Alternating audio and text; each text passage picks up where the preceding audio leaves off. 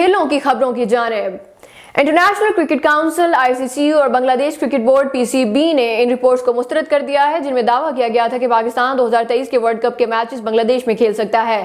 ICC के general manager Wasim Khan ने निजी टीवी को दिए गए अपने हालिया इंटरव्यू में पेशनगोई की थी कि पाकिस्तान 2023 के वर्ल्ड कप के मैचेस भारत की बजाय किसी न्यूट्रल वेन्यू पर खेल सकता है।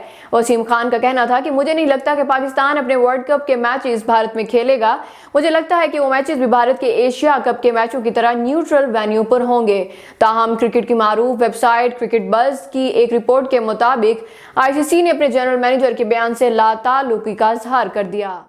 इंटरनेशनल क्रिकेट काउंसिल ने नई रैंकिंग जारी कर दी। वनडे में कप्तान बाबर आजम और T20 में सूर्या कुमार यादव की बादशाही बरकरार है।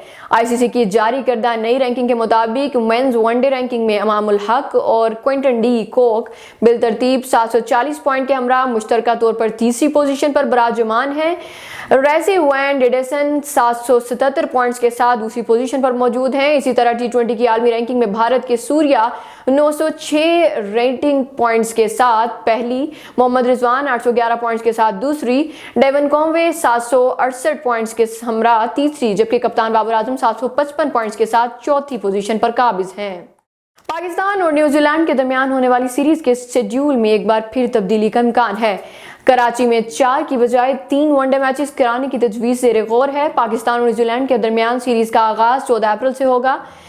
केवी टीम 3 T20 मैचेस लाहौर में खेलेगी, जिसके बाद दोनों टीमें पिंडी स्टेडियम में मद्दे मुकाबिल होंगी। शेड्यूल के मुताबिक रावलपिंडी में T20 और एक वनडे मैच होगा। ताहम पिंडी को एक और वनडे मैच की मेजबानी मिलने का इम्कान है। आखिरी तीनों one day matches national stadium Karachi में कराए जाने की तजवीज़ ज़ेर गौर है।